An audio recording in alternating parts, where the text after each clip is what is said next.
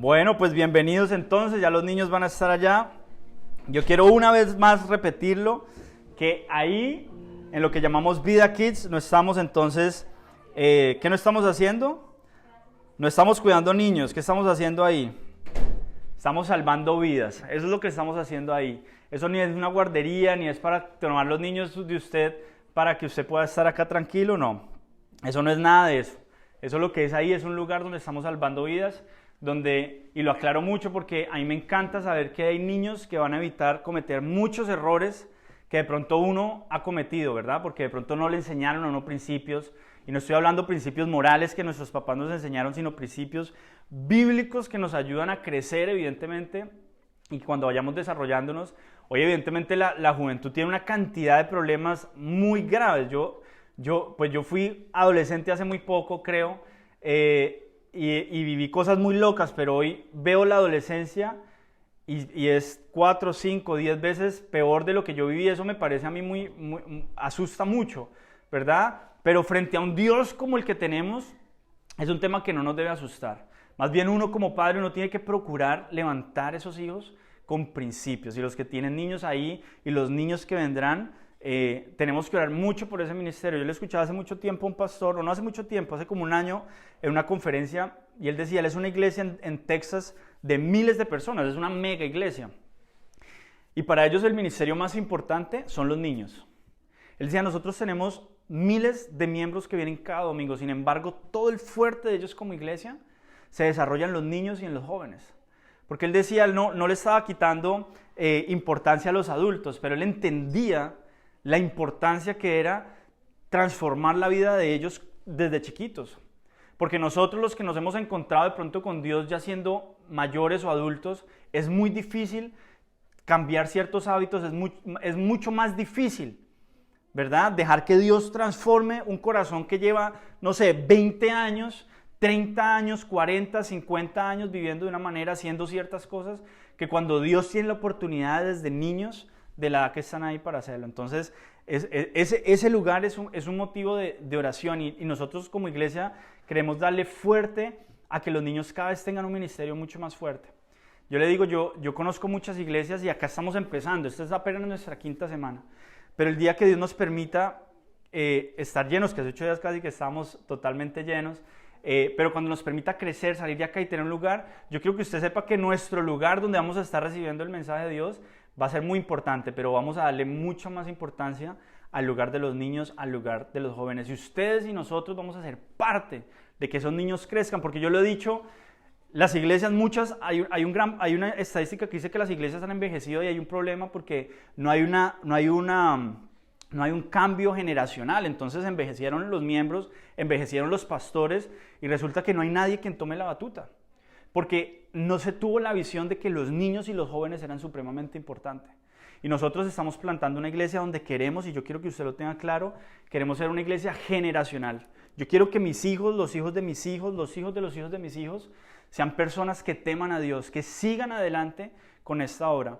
Porque yo estoy muy claro, ahorita la gente pone la esperanza en una cantidad de cosas que el mundo ofrece. Yo puedo tener ahorita mi esperanza puesta en un trabajo, puedo tener la esperanza puesta en un lugar donde estoy, no sé, en una cantidad de cosas ponemos la esperanza, pero cada vez eso se va agotando. Fíjate, hace 2 años atrás, antes de la pandemia, de pronto los grandes millonarios se creían demasiado poderosos.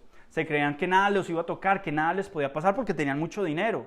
Y no hablo en contra de eso, porque Dios es un Dios que quiere dar esas cosas también. Estoy hablando es cómo cada vez que pasa el tiempo, todas esas cosas que brindan seguridad se van agotando, se van agotando, se van agotando. Y va a llegar un momento donde la única esperanza, y mejor dicho, la única esperanza que la persona va a tener va a ser la iglesia. Y por eso nosotros estamos plantando una iglesia. Porque va a llegar un momento donde la gente no va a encontrar ninguna otra salida más que refugiarse en la iglesia. Y cuando hablo en la iglesia no hablo normalmente del edificio, hablo de realmente encontrar a Dios. Ahora hay mucha gente que está muy confiada, pero miren cómo se movió el mundo hace 2 años con la pandemia. Toda persona que creía estar segura se tambaleó. Hubo un susto, hubo un miedo a morir, hubo un miedo a que alguien muriera, de que algo pasara. Muchos de hecho perdieron familiares. Nosotros conocimos mucha gente que murió en la iglesia que asistíamos en Miami, muchas personas, y eso obviamente causa un caos, y cada vez que avanza este mundo van a haber cosas más locas que van a pasar en este mundo. No lo digo yo, lo dice la Biblia, dice que el final de los tiempos va a ser cada vez peor. Pero nosotros tenemos que prepararnos con Dios. Y Dios no dice, hey, ustedes como cristianos no van a pasar por absolutamente nada. Lo que Dios dice es, van a pasar ustedes porque estamos en el mundo, no podemos evitarlo, pero yo prometo estar con ustedes.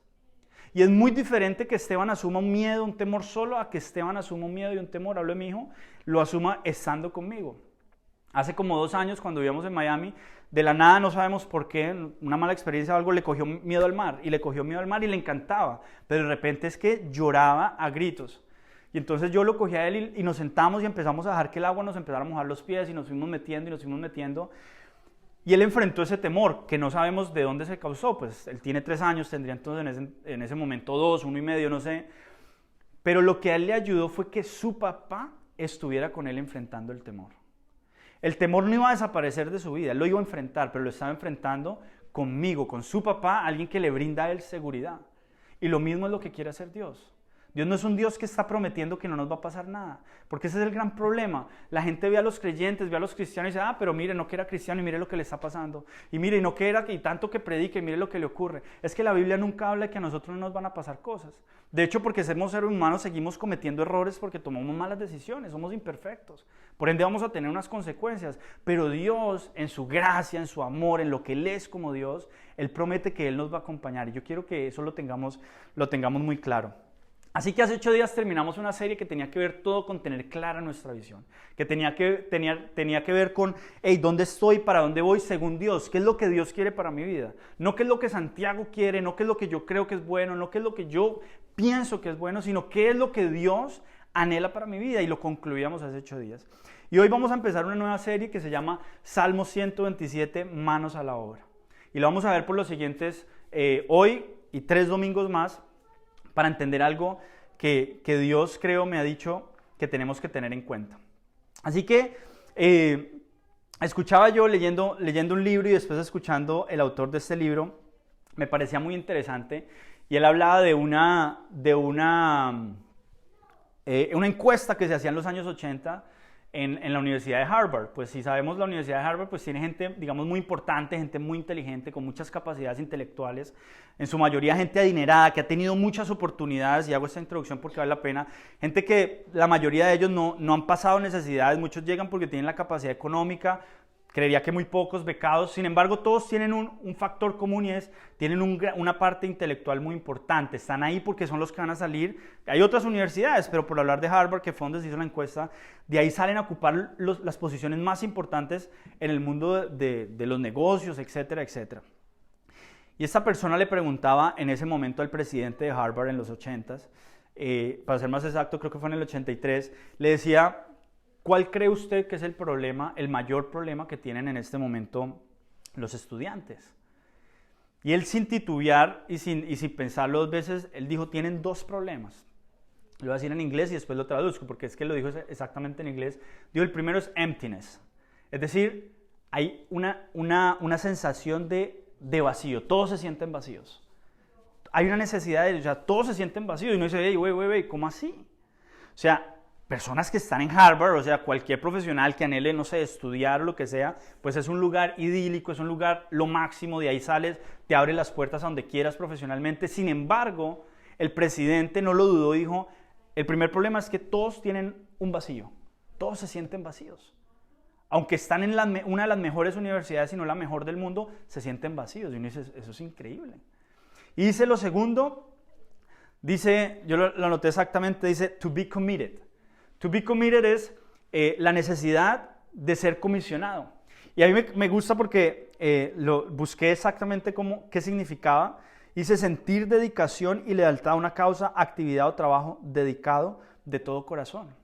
Y dice, no entiendo, o sea, personas de Harvard con estas 2 necesidades, o sea, con una sensación de vacío, y 2, no se sienten apasionados, o sea, están ahí porque de pronto tenían que estar ahí por la influencia de sus papás, porque es lo que, no sé, el medio donde se levantaron los indica, pero realmente hay un problema. Estoy hablando de los 80s, había un problema, y él lo percibía, era, se sienten vacíos, y 2, no tienen pasión por nada de lo que están haciendo, lo están haciendo porque lo están haciendo. Y le hacen la misma encuesta, un poco parecida, a jóvenes, y esa encuesta la hacen hace más recientemente. y le preguntan a no sé cuántos miles de jóvenes en qué piensan los jóvenes. Número 1, ¿en qué creen ustedes que piensan más los jóvenes? Sexo. Eso es lo número 1. Pero lo número 2, en lo que más piensa la juventud, es en la muerte. Y entonces llama mucho la atención. Cuando yo veía todos esos estudios y leía este libro y veía después la entrevista con el autor, me doy cuenta que aunque esto se hizo en los 80, lo otro más reciente, pero si yo me paro frente a cualquier público y analizo otra vez todo, de alguna manera la necesidad del ser humano sigue siendo la misma. Yo personalmente me he dado cuenta que aunque he ido pasando cosas y he ido adquiriendo cosas y he ido adquiriendo sueños, definitivamente uno nunca completa ese vacío. Yo creía que el día que me casaba se me resolvía la vida. Es decir, que ese día ya cualquier vacío que yo tuviera iba a ser saciado. Después creí que el día que tuviera hijos, después creí que el día que me iba a vivir donde yo quería, después creí que el día... Y resulta que todas esas cosas generan una satisfacción momentánea, pero fuimos diseñados para que solamente ese hueco, ese vacío, ese lugar, solamente lo puede completar Dios. Es como cuando tú tienes un rompecabezas y tú lo armas, pero siempre falta una ficha. Y aunque tú trates de acomodarle otra ficha, hasta que no consigas esa ficha específica, ninguna otra ficha en un rompecabezas casa. No hay ficha cada ficha tiene un lugar.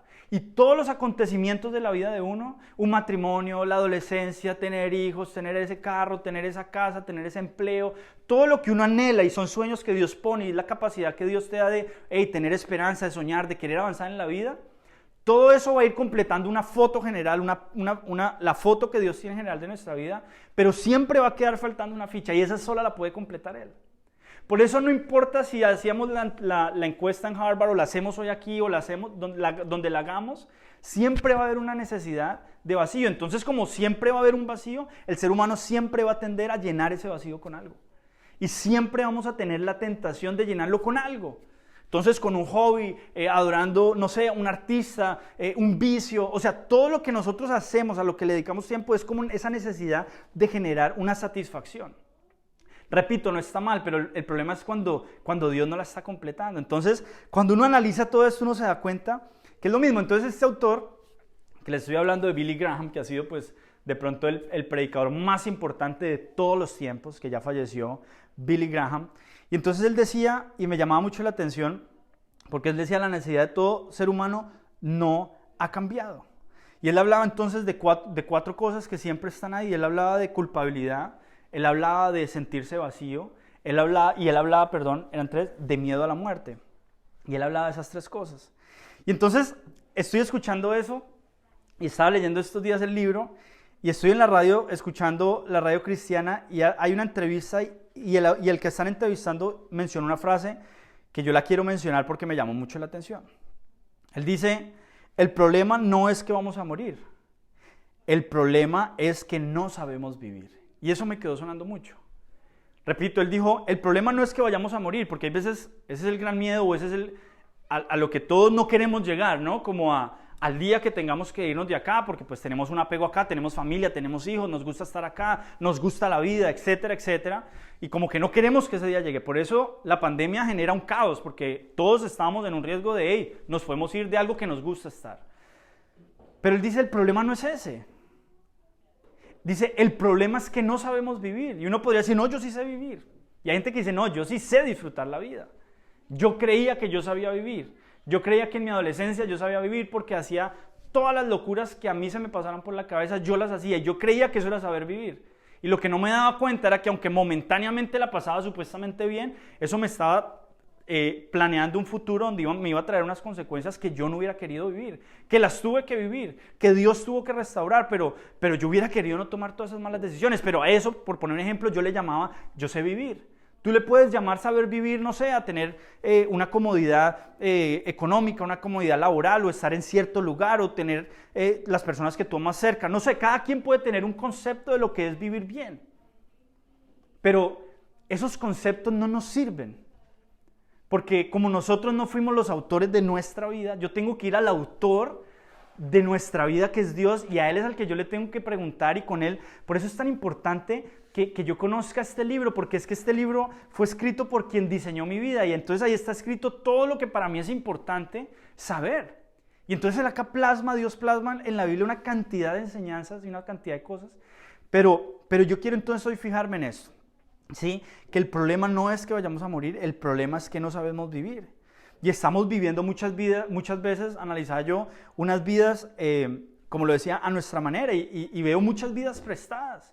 Y veo que la sociedad vive vidas prestadas, es decir, tengo mi esposa, pero yo quiero que mi esposa sea como la de aquel. Quiero mis hijos, tengo mis hijos, pero yo quiero que sean como los de aquel. La moda es esto, entonces yo hablo mucho esto con Gaby porque de repente vamos a un lugar y ella ve algo y entonces me dice, uy, ¿qué te parece? Le digo, a mí no me gusta. Y ella me dice, pero es que está de moda. Y yo le digo, es que no necesariamente porque las cosas estén de moda se ven bien. Yo se me acuerdo una vez estábamos en un viaje en Israel y entonces un pelado, creo yo, él tenía mucha necesidad de aceptación. Un día bajó medio disfrazado de payaso, o sea, de verdad se veía muy, muy cómico.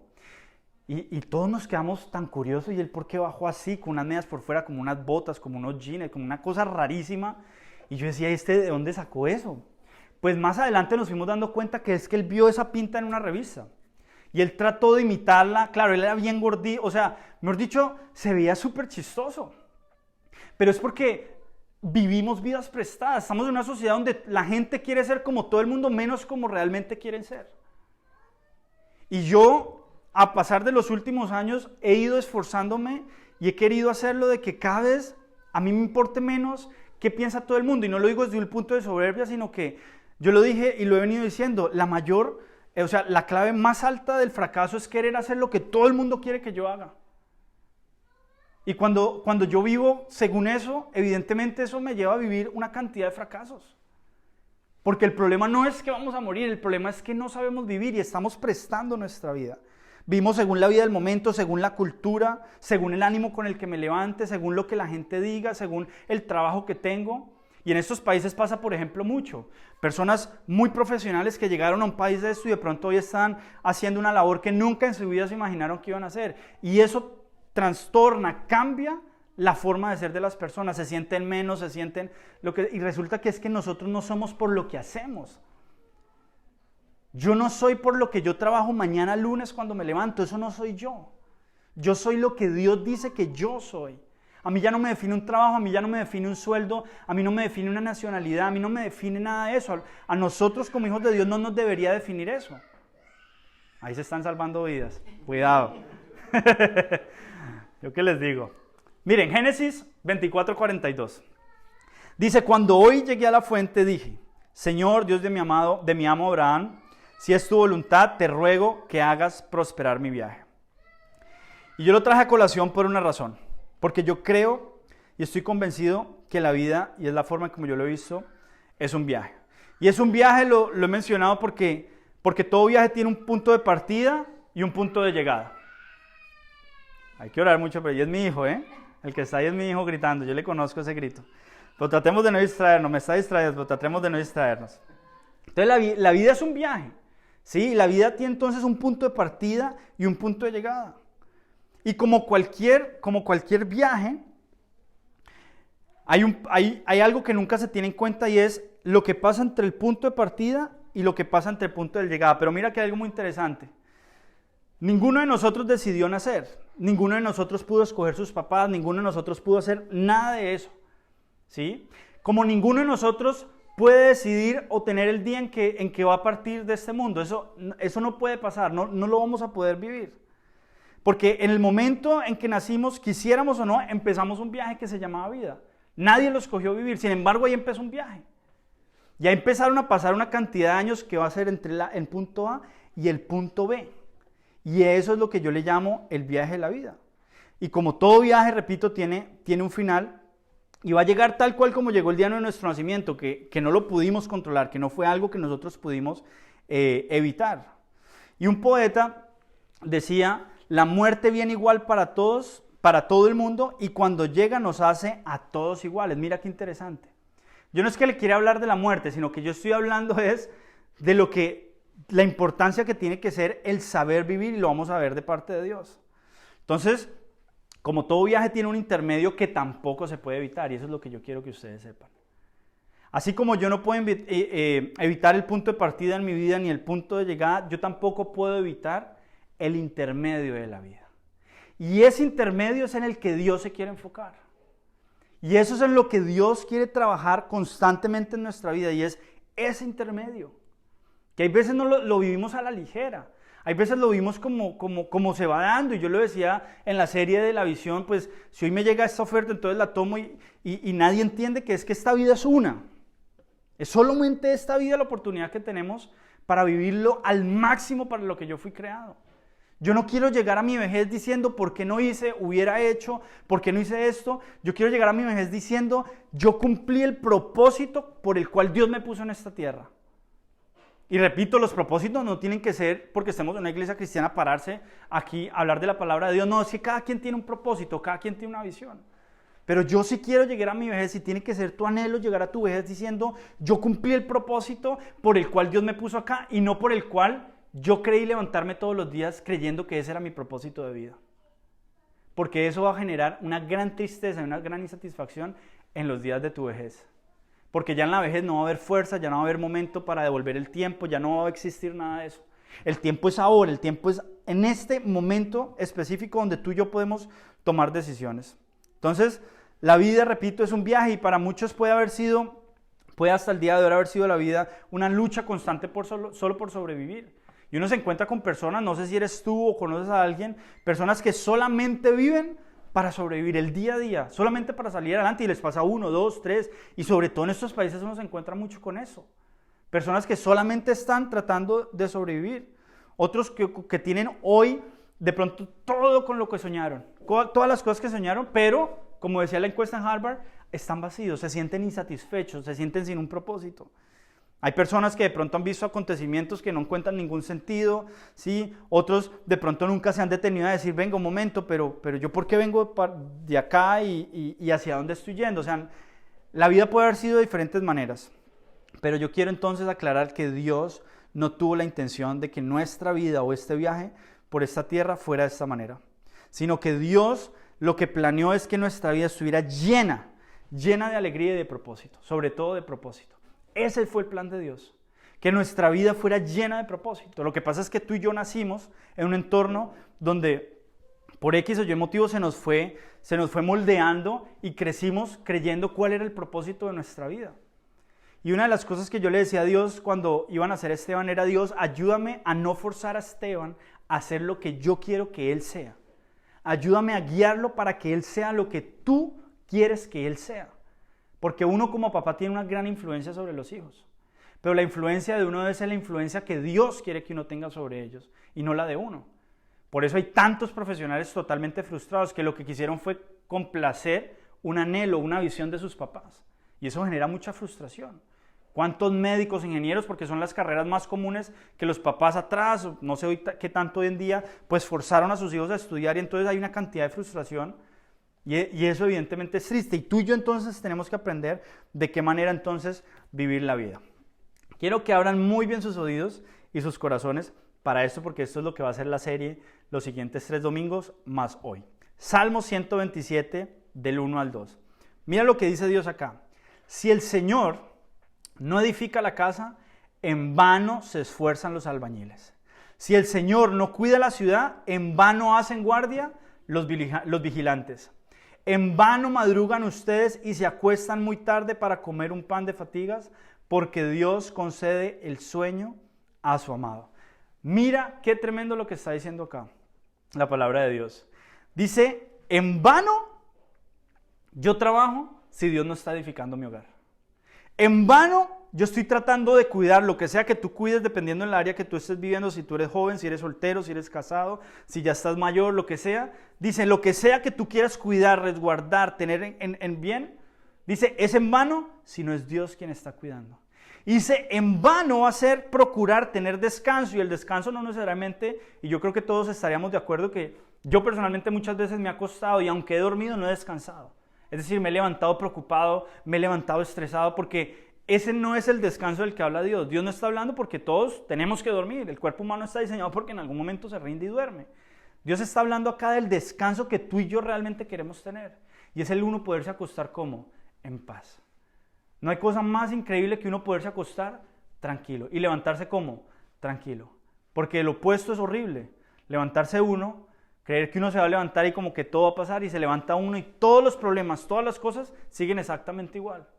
Y por eso Dios dice, en vano madrugan ustedes y se acuestan muy tarde. O sea, ¿será que nos está hablando exactamente a nosotros? Porque acá se madruga mucho y se trabaja hasta muy tarde, ¿no? O sea, dice, es en vano. Y la palabra, cuando la Biblia dice en vano es que no sirve para nada. O sea, Dios dice, ese esfuerzo que tú haces, de que te levantas temprano, de que vas, de que trabajas, de que incluso de pronto puedes llegar muy tarde, de que estás sacrificando de pronto cosas con tus familias, etcétera, y quieres tener descanso, y quieres tener un bienestar, y quieres que tu familia esté bien, y etcétera, etcétera. Y dice, todo eso es en vano, si no es Dios quien está edificando. Y hay 3 cosas que todo ser humano quiere hacer: edificar, cuidar y obtener descanso. Descansar, toda persona.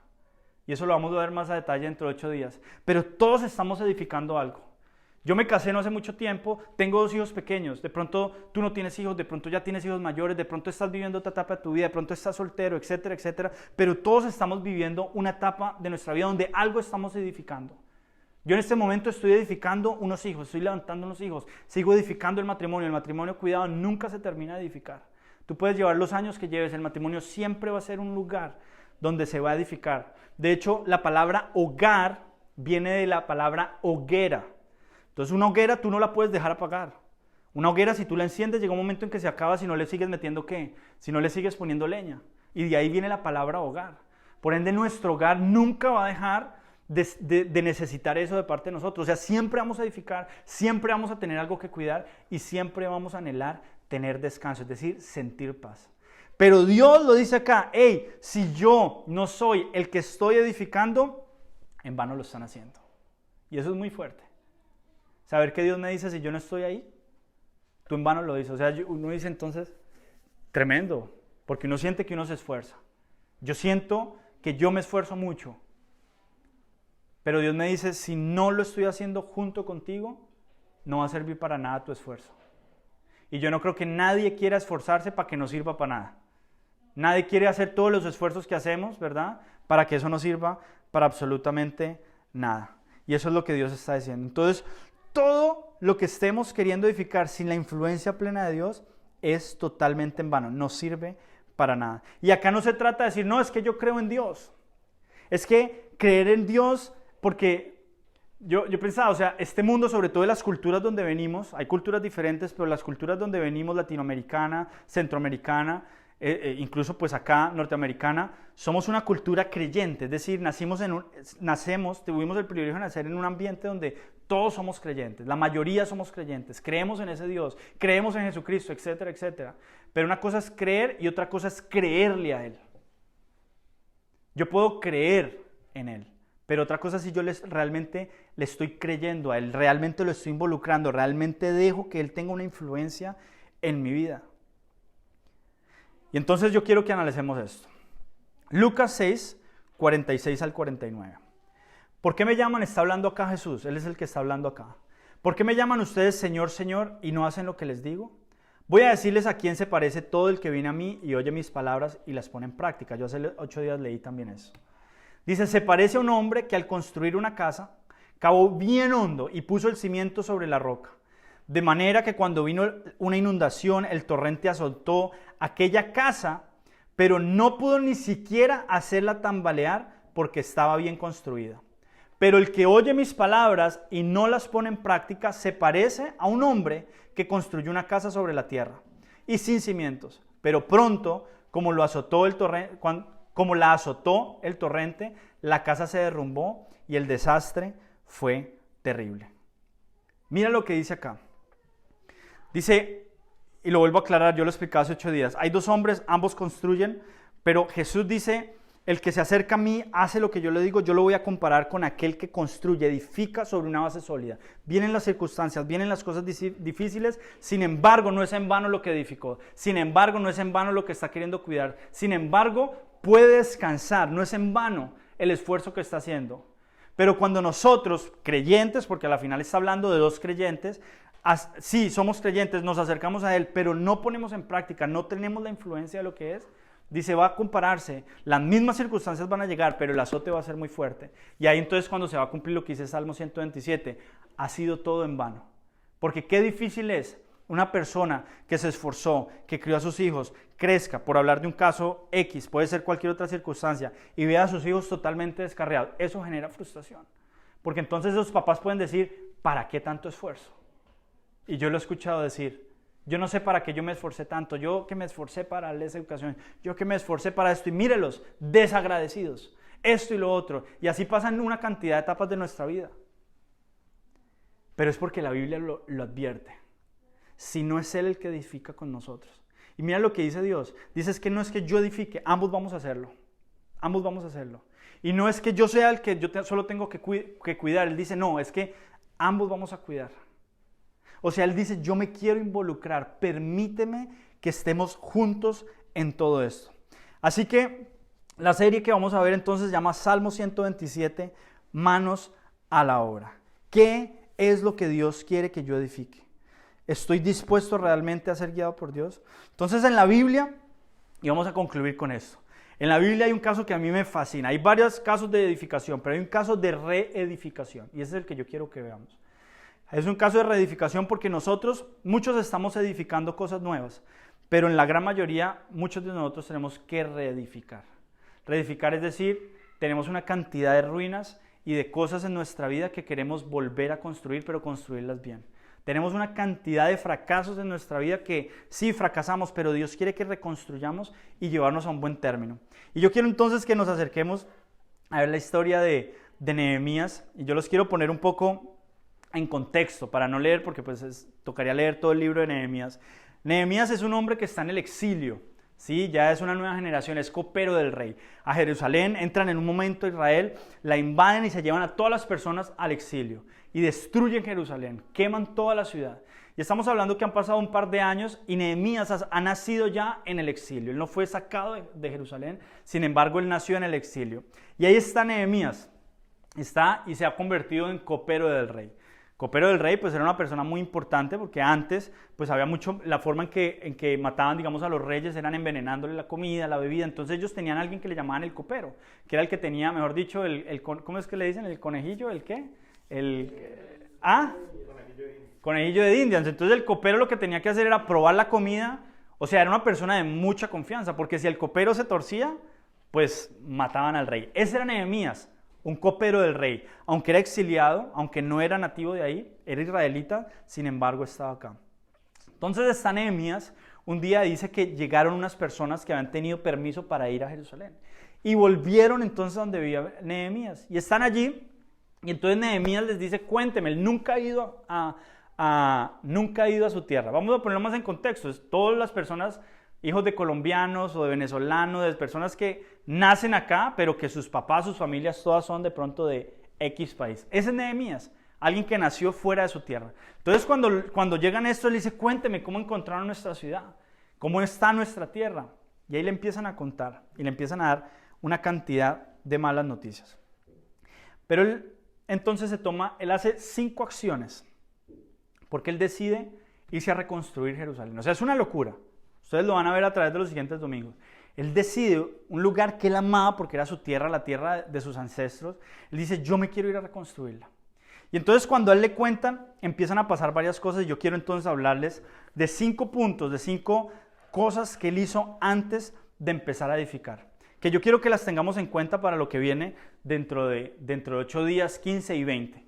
Que son, vamos a ver en específico, edificar, cuidar y obtener descanso.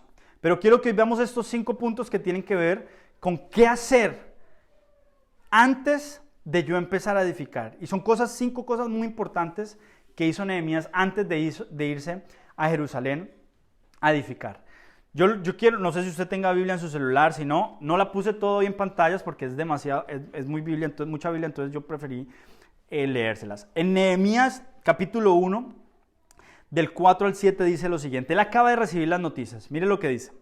Al escuchar esto me senté a llorar, hice duelo por algunos días, ayuné y oré al Dios del cielo y le dije, Señor, Dios del cielo, grande y temible, que cumples el pacto y eres fiel, con los que te aman y obedecen tus mandamientos. Te suplico que me prestes atención, que fijes tus ojos en este siervo tuyo, que día y noche ora en favor de tu pueblo Israel. Confieso que los israelitas, entre los cuales estamos incluidos, esto es muy importante, mi familia y yo, hemos pecado contra ti. Te hemos ofendido y nos hemos corrompido mucho. Hemos desobedecido los mandamientos, preceptos y decretos que tú mismo diste a tu siervo Moisés. Acá viene algo muy importante. Lo primero que hace Nehemías, antes de ya alistarse todo para ir, antes de ir a hablar con el rey, antes de todo, él toma una decisión clave. Va y ora a Dios. Dice que él se duele, dice que hizo duelo por varios días, dice que ayunó y que hizo una oración. Pero mira lo que él hace en la oración. Él no dice, pero Señor, ¿dónde estás? No le reclama a Dios. La oración que empieza a hacer Nehemías acá no es, pero ¿cómo dejaste tú? Tú no es que eras el Dios de Israel. Tú no que eras el Dios poderoso, el Dios de los ejércitos, bueno, todos los nombres que tiene Dios en el Antiguo Testamento. ¿Acaso tú no eras? Yo ni siquiera conocí, ni siquiera yo fui pecador como para que entonces la consecuencia, etcétera, etcétera. Sino él hace una oración y dice, Señor, yo sé que tú eres un Dios que cumple. Yo sé que eres tú un Dios que va a cumplir lo que prometiste. Pero yo te quiero reconocer algo, Dios. Sí hemos fallado. Y él no dice, han fallado. Él dice, hemos fallado. Y me encanta cuando dice, mi familia y yo hemos fallado. Estamos hablando que Nehemías era un hombre de Dios, Nehemías era un hombre de oración, Nehemías era un hombre que la Biblia lo pone como un hombre demasiado recto delante de Dios. Sin embargo, él hace algo, reconoce que ha fallado. Y eso es lo primero que tú y yo tenemos que hacer antes de empezar como locos a edificar. Yo me tengo que acercar a Dios. Y algo que decía la adoración que escuchamos al principio, hey Señor, no hay lugar más alto que estar a tus pies, que acercarme ahí, que reconocer. Cuando uno viene con altivez delante de Dios, señalando y mostrando a todos, yo por eso desde el primer día yo me les presenté a ustedes y les dije, hey, yo no estoy acá porque yo sea perfecto. Si de hecho puedo tener más imperfecciones que todos ustedes. Yo estoy acá cumpliendo algo que en mi corazón me quema y es un llamado que Dios a mí me ha hecho, ¿verdad?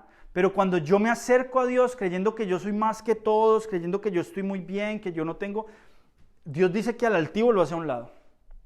Dios dice, ¿altivo? No, a mí no me gustan los altivos. A mí me gusta el que se acerca a mí y reconoce. Y eso es lo primero que tenemos que hacer. Lo que Dios anhela no es que tú te des latigazo, que tú te victimices, que tú digas entonces por mi culpa, no. Pero sí Dios quiere que reconozcamos. Es que ese es el primer paso en cualquier terapia. En cualquier cosa de superación tú tienes que reconocer, tenemos que reconocer, hey, yo estoy mal. Y en la vida cristiana, en la iglesia cristiana o en el mundo cristiano se ha cometido un error y es que creemos que aquí están los malos y aquí están los buenos.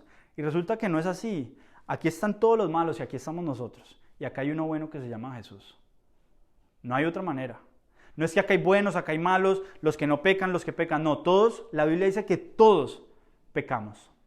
Que todos fuimos destituidos de la gloria de Dios. Sin embargo, hubo uno que se llamó Jesús, que vino, murió por nosotros, nos salvó y que cuando lo aceptamos a Él, creemos en Él, lo hacemos nuestro Señor, entonces hay una posibilidad y es que ahora entonces Dios nos llama, ya no, ustedes son mi creación, sino ustedes ahorita son mis hijos. Y yo los voy a guiar para que no se pierdan y tengan una vida eterna. Así lo dice Juan 3:16. Eso es lo que quiere Dios, pero Él quiere que yo me acerque, número uno, hey Señor, yo estoy aquí para reconocerte. Reconocer. Y dice, oró, ayunó. Yo no sé qué tanto tú ores. Yo no sé qué tanto tú te acerques a Dios en oración. Pero yo te quiero incitar que tú lo empieces a hacer. Yo te quiero incitar que tú puedas desarrollar tu vida de oración. Pero ¿cómo oro? ¿Cómo es eso de orar? Pero pues es que yo trato de orar, a mí me salen 3 palabras. Hola, ¿cómo estás? Y adiós, Dios. ¿Cómo se hace eso? Tal cual como tú hablas con cualquier persona. Yo aprendo, no creas que tú tengas que hablar de una manera rara, no que tal que Esteban se me acercara un día y me dijera, Padre eterno, que cómo está. Bueno, a mí me asustaría que Esteban me habla así. Él como mi hijo, ¿cómo me habla? Como un hijo cualquiera de 3 años le habla a su papá. Y Dios no está esperando que tú uses las palabras más sofisticadas, que sepa del vocabulario bíblico para que tú te acercas y tú le hables a Él como un Dios, como un papá y le expreses lo que hay en tu corazón. Y eso es lo que Él quiere, que nos acerquemos, que oremos. Escuchaba a Billy Graham casualmente en toda esta entrevista que le hacen, que me llamó mucho la atención, capta mi atención porque él dice que se hizo un estudio, miren esto, el 93% de los institutos, de los seminarios bíblicos donde van las personas a prepararse para ser pastores. Sí, a eso se le llama un seminario bíblico, que es una universidad, pero específicamente para eso, teológica, digámoslo. Dice que en ese entonces hizo el estudio, el 93% de los estudiantes que estaban en un seminario bíblico no tenían vida de devoción. Es decir, no tenían una vida constante de oración. Y él dice eso es insensato. Porque si Jesús, dice la Biblia, que tuvo que pasar noches enteras orando, tuvo que pasar momentos largos con Dios orando, que era Jesús, el Hijo de Dios, y nosotros andamos en esta vida muy vacancitos, sin orar, sin llenarnos de Dios, pues claro, los días van llegando y nos enfrentamos con una cantidad de cosas y las enfrentamos, pues las enfrentamos en nuestras fuerzas, a nuestra manera. Y por eso muchas veces como personas cometemos errores. Pero es diferente cuando yo estoy con Él. Por eso Nehemías, lo primero que hace, él no va y corre, no hace una locura. Él dice que lo primero que hizo, se lamentó, lloró, entró en ayuno y oró. Y lo primero que tú y yo tenemos que hacer cuando estamos en esta vida es orar. Orar. Yo tengo que orar. Entonces, número 1 dice reconocer que hemos fallado. Vamos a seguir viendo lo que pasó. En Nehemías capítulo 1, del 8 al 9, él sigue hablando con Dios. Y le dice, recuerda, te suplico lo que le dijiste a tu siervo Moisés. O sea, Nehemías se pone en una posición y le dice, Dios, ¿te acuerdas que tú prometiste algo años atrás a Moisés? ¿Y qué es lo que le dice? Si ustedes pecan, está recordando lo que Dios le dijo a Moisés. Si ustedes pecan, yo los dispersaré entre las naciones, pero si vuelven a mí y obedecen y ponen en práctica mis mandamientos, aunque hayan sido llevados a lugares más apartados del mundo, los recogeré, los haré volver al lugar donde han decidido habitar. Volverse a Dios, obedecer y poner en práctica. Mira lo que le dice Nehemías a Dios. Le dice, tú le dijiste a Moisés que sí, mientras pecáramos, evidentemente iba a haber una consecuencia, nos ibas a dispersar. Pero tú dijiste, Dios, que el que se vuelve a ti y decide vivir una vida de obediencia, pone en práctica, dice, no importa qué tan lejos tú estés. En otras palabras está diciendo, no importa en qué rollo estés metido, Dios tiene una capacidad y un poder que nadie en este mundo lo tiene. Y es volverte a poner en el camino que Él necesita que tú estés. Que es ese plan y ese propósito y esa vida específica que Él quiere. Entonces, a mí me encanta cuando en la iglesia yo empiezo a ver casos caóticos, ¿sí? Casos caóticos porque uno diría, pero cuando Dios dice acá, cuando se vuelvan a mí, obedezcan y pongan en práctica mis mandamientos, aunque hayan sido llevados a lugares muy apartados del mundo, yo, dice Dios, los recogeré y los haré volver al lugar donde he decidido habitar. Mira la promesa que hace Dios. Entonces, cuando yo quiero tomar una decisión de, hey, yo quiero edificar con Dios, porque es que el Salmo 127 me dice que si no lo edifico con Él, todo se va a perder, todo va a ser en vano. Hey, yo quiero cuidar de mi familia, de mis proyectos, de lo que yo tengo en mi entorno, lo que yo estoy viendo, yo quiero hacerlo con Dios porque si no va a ser en vano, etcétera, etcétera. Acá hay algo que dice Nehemías. Dice Dios, yo entiendo que hay que hacer algo, volvernos a ti. Y eso es lo segundo que tenemos que hacer. Tenemos que reconocer que de una u otra forma nos hemos apartado de Dios. Y apartado de Dios no quiere decir hemos dejado de creer en Dios, sino es qué tanto hemos dejado de obedecerle a Dios. Qué tanto hemos dejado de poner en práctica lo que Dios nos pide que pongamos en práctica. Ahora, obedecerle a Dios y poner en práctica lo de Dios sin conocer esto es muy difícil. Es muy difícil. Si conocer lo que Él me pide que yo debo vivir es muy difícil. Por eso tú y yo tenemos que de alguna manera, mira, yo no sé si tú tengas Biblia, si no tienes Biblia, de hecho, alguien nos regaló una cantidad de Biblias muy bonitas. Allá atrás hay como unas 5, si tú no tienes Biblia, es tuya, márcala, te la puedes llevar a tu casa. Si no te puedes bajar una app en tu celular hay una app espectacular de Biblia donde tú puedes tener un plan de devocional, donde tú puedes leer la Biblia, donde dependiendo del tema que estés viviendo, pero tú necesitas comunicarte con Dios a través de esto. Dios no es que retumbe en las noches hablándole a uno, Santiago. Esa no es la forma en que habla Dios. Sí, Dios utiliza diferentes medios, Dios utiliza una reunión como estas para hablarle al corazón de uno, pero yo no me puedo quedar con lo de hoy. O sea, Santiago, yo no me puedo quedar con esto. Yo tengo que en la semana ver qué es lo que Dios me va a instruir, porque todas las semanas en mi vida son totalmente diferentes, en todas sumo retos diferentes, en todas hay malas noticias, eso sí nunca falta. En todas las semanas de mi vida no están llenas de noticias buenas. Por lo general, casi siempre las noticias más complicadas ganan en la balanza. Pero cuando yo estoy aquí, yo tengo confianza en Él.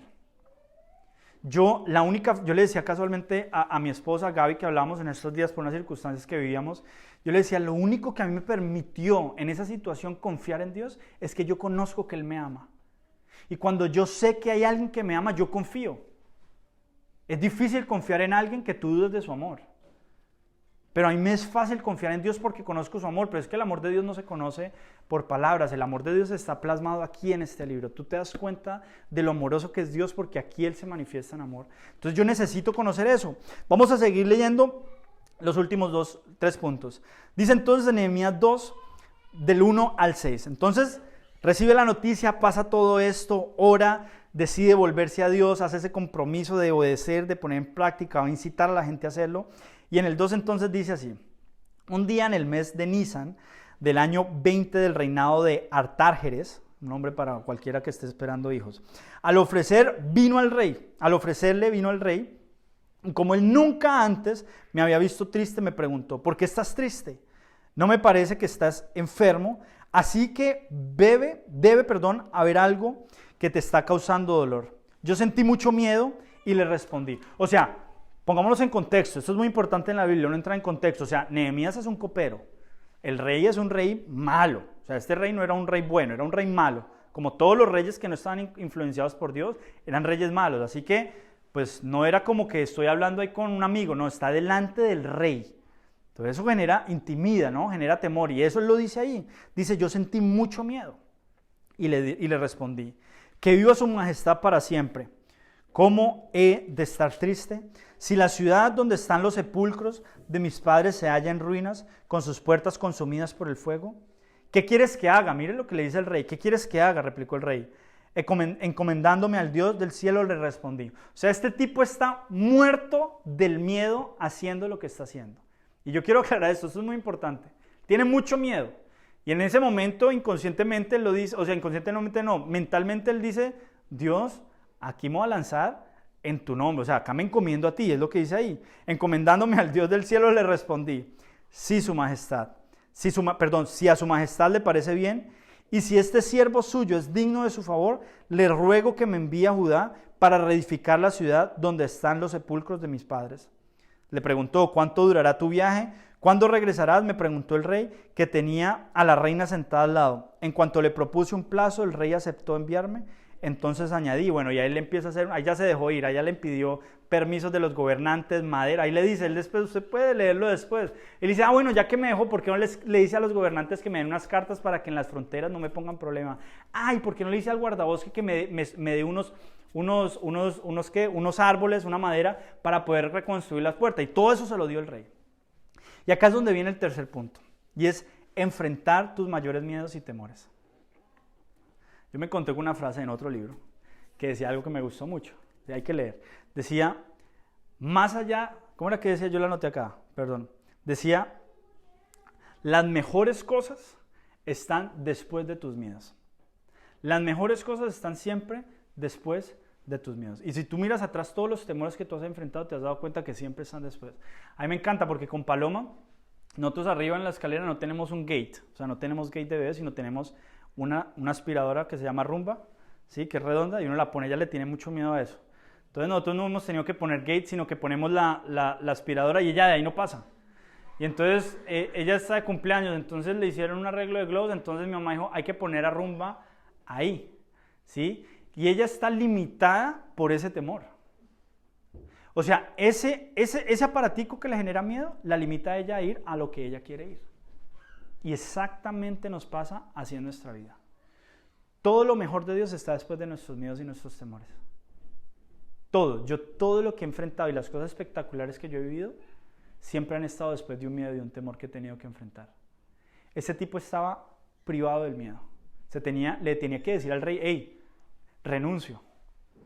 Y pues todos los que hemos renunciado a algún trabajo, renunciar es muy harto, ¿no? Sobre todo cuando de alguna forma pues uno ha tenido buenos jefes, buen trabajo. Renunciar a mí me parece de las cosas más aburridas en esta vida, es tener que decirle a un jefe, hey, renuncio, sobre todo cuando el jefe es el suegro, ¿no? Entonces, renunciar es difícil, renunciar es duro, es harto. Pues este tipo le está renunciando al rey, le está diciendo, hey, yo me voy. Pero estamos hablando del copero del rey, está lleno de miedo. Pero lo tercero que hizo él, ¿sabe qué fue? a pesar de enfrentó los miedos. Yo entendí un día que la única forma de superar un temor y un miedo y es enfrentándolos. No hay oración poderosa, no hay ayuno, no hay nada de las cosas que tú creerías que puedes hacer para superar miedos y temores que enfrentándolo. Esa es la única forma. Yo no sé a qué le tengas tu miedo, a qué le tengas tu temor. La única forma que tú lo vas a superar y que yo lo voy a superar es cuando lo enfrentamos. Yo le tenía temor a hablar en público y yo se lo he dicho, pero temor, todavía de verdad me sobrepongo, ¿sí? Pero la única forma en que yo lo pude vencer fue, me tengo que enfrentar a eso. Porque si yo me quedaba en una silla pidiéndole a Dios que me quitara ese temor, nunca iba a pasar. Porque ese no es el Dios que tenemos. El Dios que tenemos es un Dios que te hace caminar en fe, que te dice, da el paso. No, Señor, pero yo quiero ver que me ponga la plataforma porque si no ahí veo el abismo y me caigo. Y Él dice, no, camina. Y uno, no, Señor, y uno se para así, ¿no? En las decisiones en la vida, pero ¿será? Pero no, Señor, por favor, por lo menos algo para yo poder dar el paso y saber que no me va a caer. Por lo menos confírmamelo. Y el Señor dice, no, dale el paso. Esa es la forma de orar de Dios. Con los temores estoy hablando. Y lo tercero, repito, antes de nosotros empezar a edificar, algo que Nehemías hizo es enfrentó. Porque hay temores y cosas. Porque reedificar es sinónimo o es igual a tomar decisiones hartas en la vida. Es hacer una llamada y pedir perdón. Porque para reedificar o reconstruir una relación que se dañó, no esperes que esa persona te va a llamar a decirte, oiga, yo la embarré. No, tú vas a tener que llamar y decir, hey, ¿sabe qué? Si esa persona fue la que embarró, mira, yo te quiero llamar a decirte que te perdono. Y si yo en algo, también. ¿Eso es harto? Uy, no, eso es demasiado harto. Eso es de las otras cosas hartas. Tener que hacer eso, reconocer, sí o no, se ríen. Hay cosas hartas de hacer y esas son una de esas. Y eso genera miedo, genera temor, pero ¿será que llamo? ¿Pero será que digo? ¿Pero y qué me van a decir? Pero recuerda, este tipo se paró delante del rey porque había algo más fuerte que lo movía y era lo que Dios le estaba poniendo en su corazón y tú te tienes que ir a reconstruir eso. Y va a quedar plasmado en este libro, el libro más importante que existe en este mundo, quedó plasmado esto que hizo Nehemías, que lo vamos a seguir viendo el resto de la serie. Pero eso hizo, enfrentar. Yo no sé qué miedo, qué temor tú te tengas que enfrentar para lo que Dios va a empezar a hacer en tu vida, que es empezar a edificar, empezar a cuidar y empezar a traer descanso. Vamos entonces a continuar. Dice entonces Nehemías capítulo 2, versículo 13. Dice entonces, llega a la ciudad, finalmente se va, pasa las fronteras, llega a Jerusalén y en la noche sale. Dice, esa noche salí por la puerta del valle hacia la fuente del dragón y la puerta del basurero. De hecho, un dato muy interesante, todas estas puertas que él nombra todavía están allá. Ojalá un día vayamos y usted las pueda conocer. Todas las puertas de la ciudad amurallada están ahí. Uno las ve y uno dice, acá era donde Nehemías decía esto. Entonces la puerta del basurero dice, inspeccioné las ruinas de la muralla de Jerusalén y sus puertas consumidas por el fuego. Dice, después me dirigí hacia las puertas, pero acá hace algo muy importante. Y es que él recorrió la ciudad en ruinas. Él recorrió sus ruinas. Y acá es donde yo tengo que detenerme un momento. Y antes de empezar a edificar, Dios lo dice, que el que no se siente y planea la edificación, dice que después va a ser motivo de burla y va a quedar avergonzado.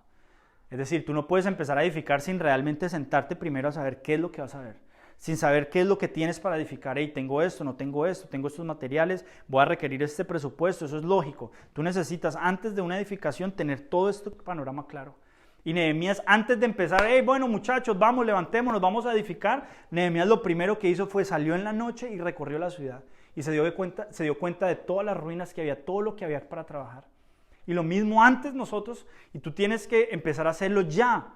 Porque entre 8 días empezamos a ver lo que es edificar. Tú tienes que empezar a analizar todas esas ruinas, todas esas cosas que no están bien en tu vida, que no están bien en mi vida, porque yo también lo voy a vivir con ustedes, para permitir que Dios empiece a edificar, para involucrarlo a Dios. Pero yo tengo que hacerme ese paso por mi vida. Y es hartísimo, porque esa es otra cosa muy harta. Ver cosas de uno en el corazón que a uno no le gustan de uno. Situaciones que uno tiene en la vida de uno que a uno no le gustan. Relaciones con ciertas personas que uno sabe que deberían ser relaciones que tienen que estar bien, pero no están bien. Pero uno en el fondo sabe y eso es harto. Pero Dios tiene el poder para constituirlas. Dios tiene el poder. Yo no se los he contado a ustedes, pero yo con mi hermano tuve no sé por qué ni siquiera, ya ni lo acuerdo porque ya ni pienso en eso, pero yo con mi hermano, por alguna razón mi hermano me ama demasiado. Pero porque te amo te aporrio, ¿no? El famoso dicho. Entonces yo crecí con mucho resentimiento con mi hermano. porque mi hermano era el hermano sapo que le decía a todos mis papás de lo que yo hacía, porque mi hermano era un hermano fastidioso, porque mi hermano tuvo una adolescencia, medio adultez muy compleja, donde se rebeló contra mis papás y los hizo sufrir mucho. Entonces yo me resentí por el amor que yo tenía a mis papás, entonces me resiento con mi hermano, a tal punto que yo creía odiar a mi hermano. ¿Sí? Yo creía realmente que yo odiaba a mi hermano, porque vi cómo hizo sufrir a mis papás, porque vi cómo de alguna manera me hizo sufrir a mí, porque vivió situaciones muy complicadas, donde yo vi realmente a mis papás sufriendo. Entonces, y veía el esfuerzo de mis papás por mejorar las cosas y todo era peor, y eso me lleva a mí a resentirme con él. Y cuando yo me acerco al Señor, estoy hablando, yo tengo 32, como a los 20 años o 21, y el Señor empieza a tratar una cantidad de temas. El primer tema que Dios tuvo que tratar conmigo fue mi relación con mi hermano, que fue una relación caótica. O sea, que a ese punto yo de verdad tenía una cantidad de memorias donde cada vez que eran heridas sangrantes, donde cada vez que yo me las tocaba, me dolían, porque no habían cicatrizado bien. Y yo me acuerdo que de las cosas que tuve que hacer fue esas cosas hartas, acercarme a él a decir, oiga, ¿sabe qué? Yo lo perdono. Y también perdóneme. Y eso fue muy harto. Y yo no lo hice una, no lo hice dos. Yo me acuerdo que cada vez que de pronto íbamos en la iglesia y medio tocaban un tema así, yo sentía la necesidad de hacerlo con él. Y lo tuve que hacer muchas veces hasta que yo sentía en mi corazón que realmente yo había perdonado a mi hermano. Sí, entender que no era ni que él fuera mala persona o yo fuera bueno, no, simplemente fueron situaciones que se dieron en nuestra vida que a mí me llevaron a hacerlo. Pero yo tuve que recorrer mi corazón y a mí me dolía saber esas cosas que yo tenía en mi corazón. Cuando con él peleamos, a mí me daban ganas era de coger algo y de verdad terminarlo con un bate, con algo, porque había una furia dentro de mí contra él. ¿Sí? Había mucha hostilidad contra él. Hoy en día tenemos una relación súper chévere, me llama todos los días, en la mañana, en la tarde, en la noche, a decirme nada. ¿Qué hace? No, aquí trabajando. Ah, ¿y qué me cuenta? Pero nos relacionamos, nos contamos, nos llamamos todos los días. Yo hablo con él todos los días. Y tenemos una relación súper chévere y nos divertimos, etc. Pero yo tuve que un día reedificar esa relación. Y tuve que hacer todo esto que le estoy diciendo. Tuve que llorar, tuve que orar, tuve que recorrer y ver por qué, ver dónde estaban las ruinas, ver la raíz del problema que yo tenía contra mi hermano, etcétera, etcétera. Tuve que hacer esto que hizo Nehemías, salir a recorrer, y tú tienes que hacerlo. Y concluimos con las 5. Nehemías, capítulo 2, versículo del 7 al 18. Nehemías, capítulo 2. Dice entonces, por eso dije, ustedes son testigos de nuestra desgracia. Perdón que me perdí. Ustedes son testigos de nuestra desgracia. Jerusalén está en ruinas y sus puertas han sido consumidas por el fuego. Vamos, anímense, reconstruyamos las murallas de Jerusalén para que ya nadie se burle de nosotros. Entonces les conté cómo la bondadosa mano de Dios había estado conmigo y les relaté lo que el rey me había dicho. Al oír esto, exclamaron, manos a la obra, y unieron la acción a la palabra. Me encanta. Nehemías acá se junta con unas personas y les dice, miren, esto es lo que Dios ha hecho. Dios hizo esto, vieran cómo fue, yo me tuve que enfrentar al rey, pero sin embargo el rey me dio los permisos, me dio dinero, me dio esto, me dio todo lo otro, y les comenta y los lleva a tener la visión. Y la respuesta de ellos fue, oiga, ¿sabe qué? Me encanta. Dice, al oír esto exclamaron, manos a la obra. Manos a la obra. Y miren esta frase, y unieron la acción a la palabra. Me encanta. Porque no se quedó simplemente ahí en palabras. Dice que unieron la mano a las palabras. Que unieron, la palabra a las obras. Lo unieron. Y ese es entonces el último punto. Ponernos manos a la obra. Salmo 127, manos a la obra. Y ahí pasó lo que a todos nos va a pasar. Entonces dice que se empezaron a burlar y que la ciudad los empezó a ver y entonces todos empezaron a burlarse de ellos. Y empezaron a ver, dice que no, pero ¿qué? ¿Cómo lo van a lograr? A ver si acá los vamos a dejar los gobernantes, porque habían gobernantes que estaban en contra. Y tú te vas a encontrar con una cantidad de oposición que tú no te imaginas. Cada vez que uno decide obedecer a Dios, dice la Biblia que Satanás está como león rugiente buscando a quién acechar. Y al que menos le conviene que nosotros, evidentemente, nos conectemos con Dios, que nosotros hagamos la voluntad de Dios, evidentemente es a Satanás. Y él va a levantar todas las excusas, todos los tropiezos, todo lo que tú te imagines para que tú no lo logres. Dice entonces que se empezaron a burlar, pero mira la respuesta que tuvo Nehemías. Y yo concluyo con esto para que oremos. Nehemías capítulo 2, 19 al 20. Dice, cuando lo supieron Sanbalat, el horonita, Tobías el oficial amonita y Gesén el árabe, se burlaron de nosotros y nos preguntaron de manera despectiva, pero ¿qué están haciendo? ¿Acaso pretenden rebelarse contra el rey? Yo les contesté, el Dios del cielo nos concederá salir adelante. Nosotros, sus siervos, vamos a comenzar la reconstrucción. Ustedes no tienen arte ni parte en este asunto, ni, bueno, una palabra ahí súper rara, en Jerusalén. Él les responde, vamos a comenzar. Digan lo que digan, hagan lo que hagan. El Dios del cielo concederá salir adelante. Y eso es lo que usted y yo tenemos que hacer cuando empezamos a construir. Usted va a ver todos los obstáculos que se le van a presentar. No va a ser uno, yo se lo advierto, porque la vida espiritual es una vida de lucha. Las cosas no son fáciles. Porque hay todo un mundo espiritual que se va a poner a que usted viva y cumpla el plan y el propósito de Dios. Yo le quiero entonces invitar a que nos pongamos de pie, vamos a orar, vamos a darle gracias a Dios y que usted pueda pues sellar ese momento pues diciéndole y expresándole la necesidad que usted tiene en su corazón para que le ayude en este momento entonces a vivirlo. Yo le invito entonces que cierre sus ojos y le vamos a decir, Dios, te damos gracias por este momento, te damos gracias, Señor, porque tú sabes lo que estamos viviendo cada uno de nosotros, Señor. Solamente tú conoces nuestro corazón, solamente tú conoces las cosas que tenemos que arreglar, las cosas que estamos viviendo, Señor, que no corresponden. Seguramente hay cosas difíciles en tu vida. Seguramente hay etapas complicadas en tu vida en este momento. Seguramente hay relaciones, es tu familia, son tus hijos. No sé qué es lo que tú estés viviendo, solamente Dios sabrá lo que tú estás viviendo. Pero lo único que te puedo decir es que el más interesado en que tú y yo reconstruyamos, edifiquemos, cuidemos, obtengamos esa paz y ese descanso es Dios. Va a ser difícil. Vas a necesitar esforzarte, acercarte a Dios. Vas a necesitar reconocer. Vamos a necesitar decirle, sí, Señor, ¿sabes qué? Hemos fallado. Vamos a tener que hacer cosas que de pronto no nos gustan hacer. Vamos a tener que hacer cosas que la verdad no nos agrada hacer. Porque tienen que ver con nuestro orgullo, porque van a afectar nuestra forma de ser, porque van a ser decisiones incómodas que tomar.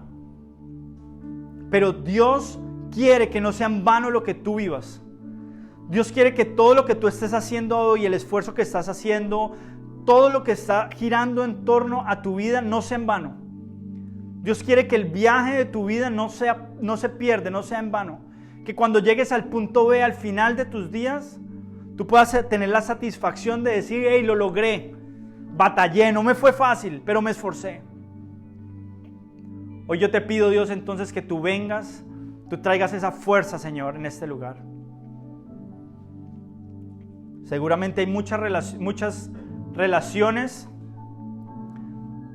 que se tienen que reconstruir, porque es lo que más nos cuesta, porque nos relacionamos todo el tiempo, así que hay cantidad de personas con las que tenemos cuentas pendientes, con las que tenemos recuerdos, tenemos dificultades, pero yo quiero decirte que Dios tiene el poder para que esa relación con esa persona se reconstruya, se reedifique. Esas áreas de tu vida donde has estado lleno de fracasos, no sé si es tu área profesional, no sé si es tu área espiritual, no sé si es tu área familiar, si es tu área física, no sé si has sido una persona llena de enfermedades, no sé cuál sea esa área de tu vida en la cual tú puedas ver ruinas, pueda haber fracaso, puedas ver dolor.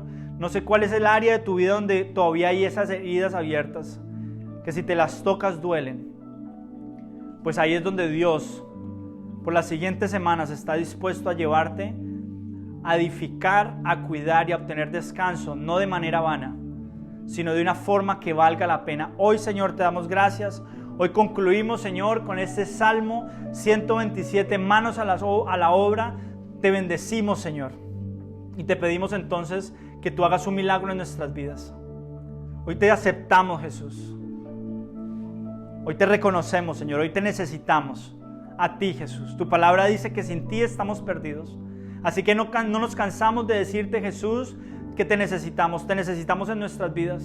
Necesitamos de tu poder, de tu guía, de tu sabiduría, de tu esperanza, Señor, de tu fuerza. Se nos agotan las fuerzas, se nos gasta la energía, Señor, para batallar por nuestras familias, para luchar por nuestros hijos, por nuestros sueños. Hay veces se agota, Señor, pero cuando se agotan, entonces empieza lo tuyo, Señor.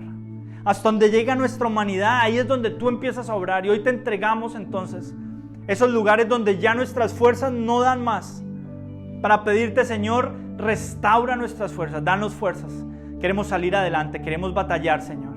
Te bendecimos, Dios, en esta mañana. Te damos gracias por este tiempo. Yo bendigo, Señor, a las personas que nos están escuchando vía online, Señor.